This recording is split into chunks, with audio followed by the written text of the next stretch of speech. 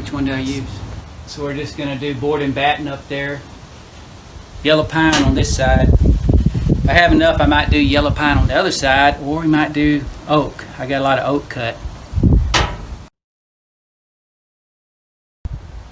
And then when we get done, we've got a lot of old signs we're gonna hang up. Been collecting through the years. A lot of Texaco. What do we got? Texaco and signs I've built. There's an old Texaco right there, that underground cable sign.